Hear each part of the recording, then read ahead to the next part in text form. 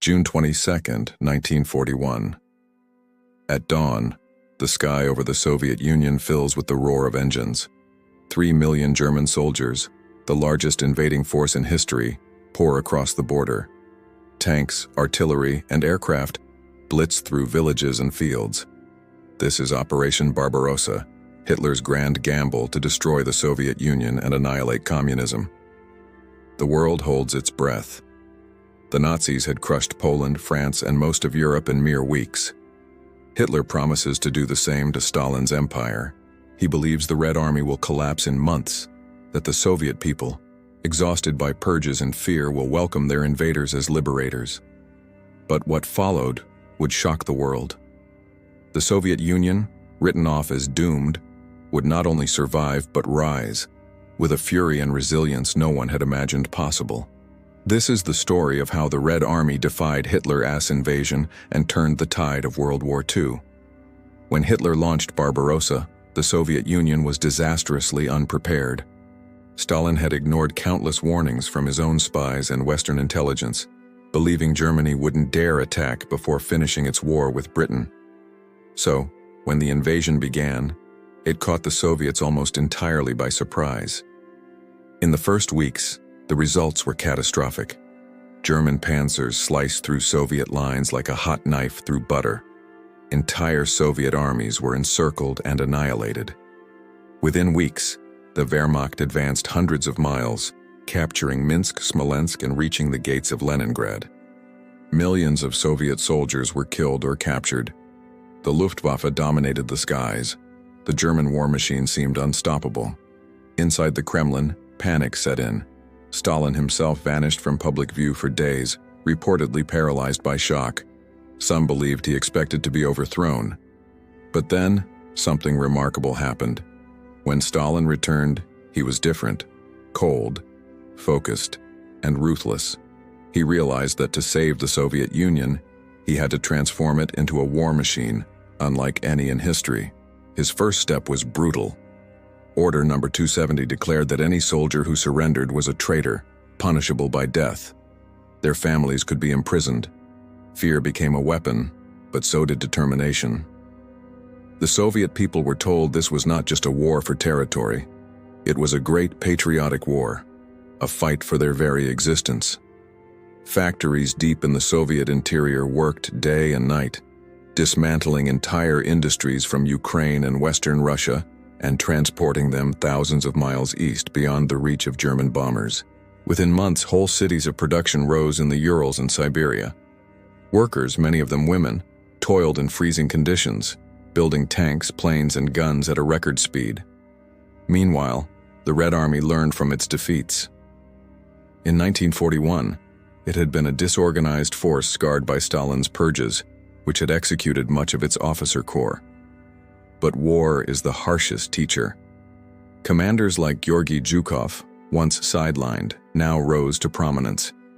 He would become one of the most brilliant and ruthless generals of the war, perfectly suited to Stalin's demands. By late 1941, German forces stood within sight of Moscow. The Nazis believed victory was near. Hitler even had invitations printed for a victory banquet in the Soviet capital. But the Red Army was ready to make its stand. They launched a massive counterattack, catching the Germans unprepared for the brutal Russian winter. Temperatures dropped below -30 degrees Celsius. Tanks froze. Oil congealed. Soldiers lacked winter clothing, and frostbite claimed more men than bullets. The Red Army fought with desperate courage. Reinforcements from Siberia, battle-hardened troops accustomed to winter warfare, struck back fiercely. The German advance stalled, then shattered.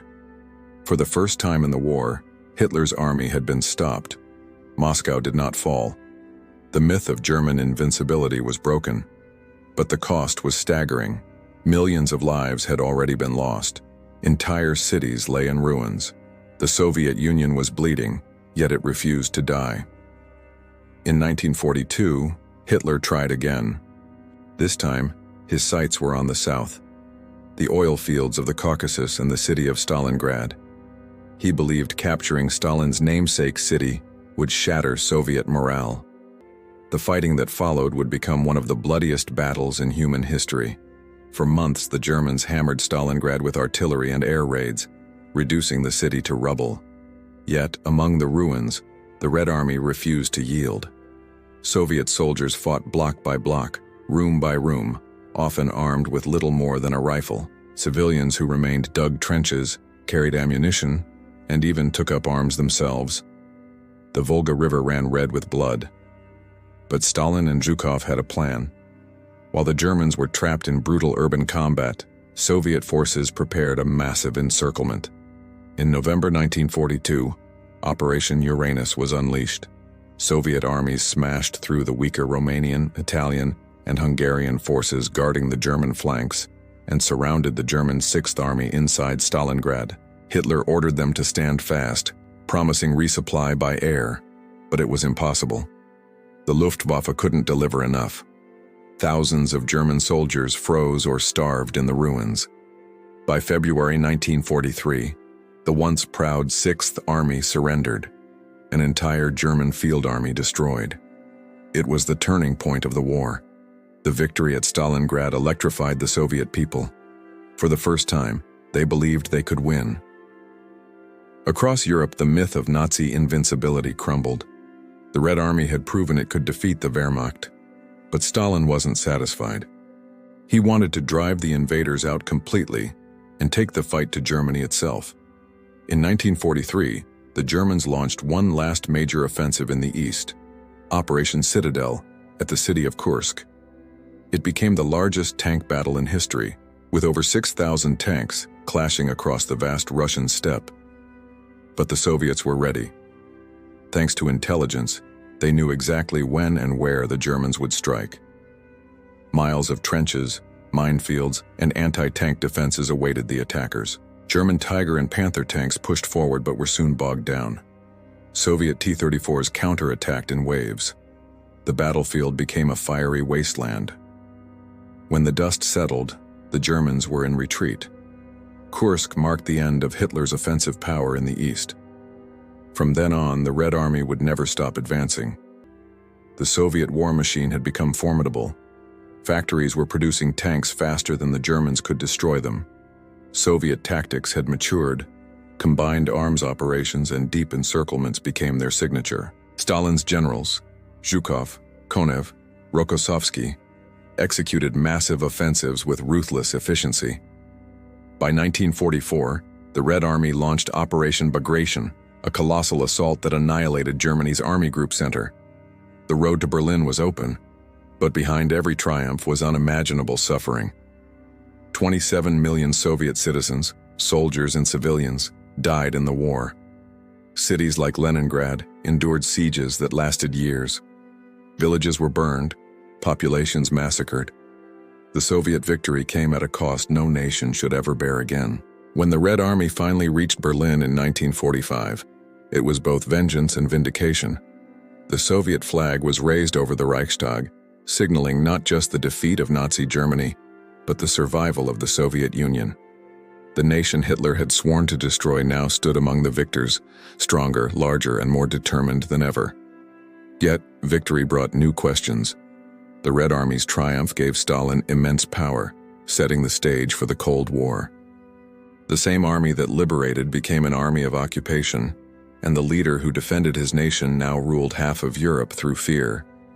Still, the transformation of the Red Army remains one of history's most extraordinary feats. In 1941, it was a broken force. By 1945, it was one of the most powerful armies on Earth. It had learned, adapted, and endured in ways no one could have predicted. So how did Stalin's Red Army defy Hitler's invasion? Not through genius or numbers alone, but through sheer unbreakable will. It was a nation pushed to the brink, fighting not just for ideology but for its very existence. And though Stalin's rule would cast a dark shadow, in those years of fire and sacrifice, the Red Army achieved the impossible, turning defeat into victory, despair into defiance, and rewriting the fate of the world. Thank you so much for watching. If you found this story as incredible as I do, please hit that like button and subscribe for more deep dives into history's most pivotal moments. See you in the next one. And